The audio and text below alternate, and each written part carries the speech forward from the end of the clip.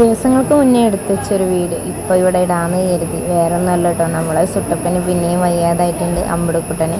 അപ്പോൾ ഇതാ ഒന്ന് ചെക്കപ്പിനായിട്ട് നമ്മൾ ഹോസ്പിറ്റൽ വരെ പോവാം കേട്ടോ. നമ്മൾ നിലമ്പൂർ ഗവൺമെൻറ് ഹോസ്പിറ്റലിലാണ് കാണിച്ചുകൊണ്ടിരുന്നത്. ആൾ അവിടെ അഡ്മിറ്റ് ആയിരുന്നത്.